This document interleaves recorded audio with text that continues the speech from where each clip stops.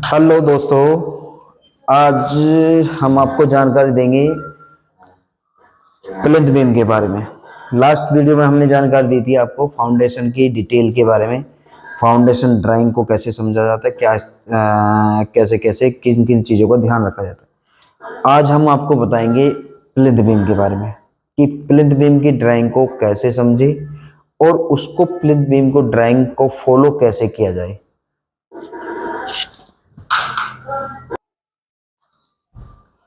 चलिए अब आपको समझाते हैं। जैसे ये हमारी पूरी प्लिंथ बीम की ड्राइंग है। ये यहाँ से यहाँ तक की पूरी कॉलम मेंशन किए हुए हैं और कॉलम के साथ साथ इसमें प्लिंथ बीम, जैसे सपोज करिए ये लिखा है PB1। PB1 का मतलब है प्लिंथ बीम 1, मतलब प्लिंथ फर्स्ट प्लिंथ बीम है ये। इसके बाद जैसे PB2 लिखा है, PB4 लिखा है, इसी तरह ये पूरे सभी बीम को नाम दिया गया है और साइड में जो दी गई है उसकी डिटेल दी गई है। जैसे PB1 की डिटेल क्या है, PB1 की डिटेल है इसमें 4 नंबर 16 के और 1 नंबर 12 का। ऐसे ही PB2 का है 4 नंबर 16, 2 नंबर 12 के।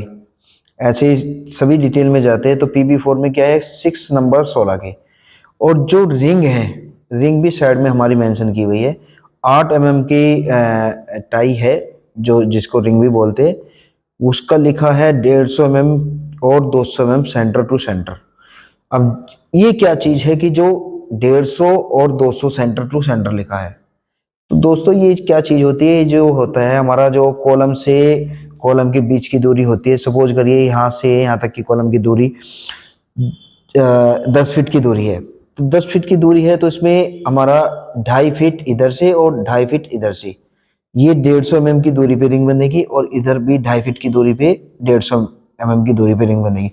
बीच में जो हमारा यहाँ से यहाँ तक 6 फीट बचा, 6 फीट में हमारा 200 mm की डायमेंशन पे बनेगी सेंटर टू सेंटर रिंग। ये जरूरी नहीं है कि ये 150 और 200 ही रहेगा आपका ये सेंटर, जो रिंग का सेंटर है। ये हो सकता है 100 mm हो, ये 150 mm हो। वो स्ट्रक्चर इंजीनियर आपको डिजाइन करके देगा कि ये रिंग की स्पेसिंग क्या रहेगी और इसमें जो स्टील डिटेल की क्या स्टील की डिटेल डालनी है, कितने mm का कितना सरिया रहेगा, वो सारी चीजें। कुछ लोग क्या करते हैं कि जैसे जो जनरली ठेकेदार डाल देते हैं कि जी अधिकतर जो आपके आसपास कंस्ट्रक्शन देखे जाएंगे आपको देखने में मिलेगा कि 3 सरिये नीचे डाल दिए, 12 के 3 ऊपर डाल दिए और ऑल थ्रू सभी जगह सभी बीम में यही सरिया डाल देते हैं ठेकेदार कि जी हाँ इतना ही रिक्वायरमेंट है। इससे क्या होता है कि इससे सपोज करिए आपका कहीं पे सरिया कम जरूरत है, वहां पे आपने ज्यादा डाल दिया, और कहीं पे ज्यादा सरिये की रिक्वायरमेंट है वहां पे आपने कम डाल दिया।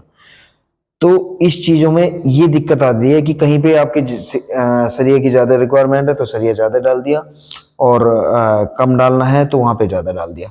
अब यहाँ पे देखते हैं जैसे PB1 है, PB1 में क्या है कि यहाँ पे 4 नंबर 16 है और 1 नंबर 12 है। तो जब हम यहाँ पे ये PB1 की डिटेल है तो यहाँ पे देखेंगे हमारा PB1 कहाँ कहाँ है।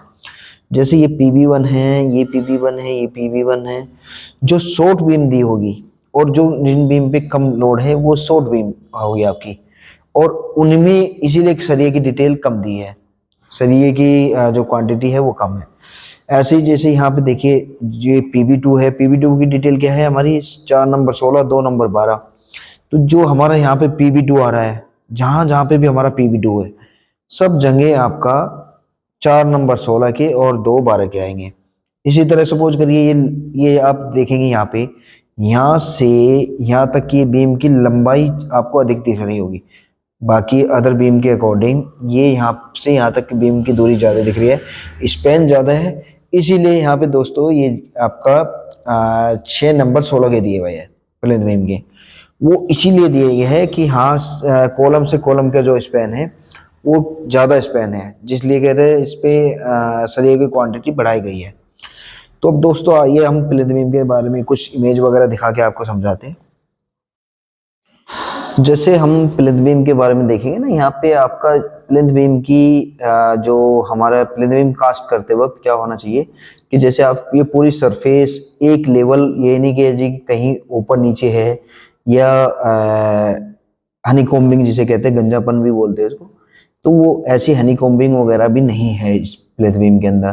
तो ये हमारी परफेक्ट तरीके से प्लिंथ बीम कास्ट की गई है, और जिसमें हम हमेशा ध्यान रखते हैं कि ये जो टॉप लेवल रहे हमारा, ये टॉप एक लेवल में रहे, वाटर लेवल बोल लीजिए या फिर अपना जैसे डंपी लेवल भी करते हैं तो उसके लेवल में भी एक ही लेवल आना चाहिए पूरा टॉप का। जैसे इस वाली इमेज में देखेंगे, ये वाली इमेज थोड़ी सी ऊपर से ली गई है, लेकिन इस इमेज में भी आप देखेंगे कि पूरा प्रॉपर तरीके से आपकी कास्ट की गई है प्लिंथ बीम है। इसमें कोई ये नहीं कि कहीं पे हमारी प्लिंथ बीम कम डेप्थ दे दी या कहीं पे हमारा प्लिंथ बीम ऐसा नहीं है कि टेढ़ी जा रही है या तिरछी जा रही है, ऐसा कुछ नहीं है। यहाँ पे देखेंगे ना दोस्तों, थोड़ा सा अगर ध्यान से देखेंगे, ये बीम यहाँ पे थोड़ी सी अप हो रही है और ऐसे नीचे की तरफ जा रही है और यहाँ पे अप हो रही है। तो ये चीजों का मेन ध्यान रखना चाहिए, ये ऊपर नीचे नहीं होनी चाहिए प्लिंथ बीम। जैसे ये पीछे वाली बीम में आपने ध्यान से देखेंगे तो ये अप लेवल अप है, इधर से लेवल अप है, इधर से लेवल डाउन है। ऐसे ही अगर इस वाली आगे वाली बीम को ध्यान से देखेंगे तो ये बीम थोड़ी सी यहाँ पे है ना अंदर की तरफ धसी हुई है, जिससे ये तिरछी लग रही है। तो हमारे प्लिंथ बीम के में क्या होना चाहिए कि ये चीजें नहीं होनी चाहिए, जिससे क्या है कि लोड है ना, लोड की कैपेसिटी, जो प्लिंथ बीम की लोड बेयर करने की कैपेसिटी है वो कम हो जाती है। तो दोस्तों ये चीज आपने देख लिया होगा कि प्लिंथ बीम को कैसे पढ़ना है, क्या चीज करनी है, और प्लिंथ बीम को कास्ट करते वक्त हमें किन किन चीजों का ध्यान रखना चाहिए। प्लिंथ बीम में जो ज्यादातर गलतियां साइड पे यही होती है, एक तो लेवल, अपना लेवल प्लिंथ बीम का ऊपर ऊपर नीचे होना होता है। दूसरी बात जो सबसे ज़्यादा दिक्कत आती है कि कहीं भी आपका शटरिंग प्रॉपर नहीं है तो ब्रिक लगा के उसको कास्ट कर दिया है, या फिर हनी कॉम्बिंग ज़्यादा आ गई है। तो ये चीज़ों की वजह से प्लिंथ बीम की लोड कैपेसिटी पे काफ़ी फ़र्क पड़ता है, जो बिल्कुल नहीं होना चाहिए। तो दोस्तों आशा करता हूँ कि आपको जानकारी अच्छी लगी होगी।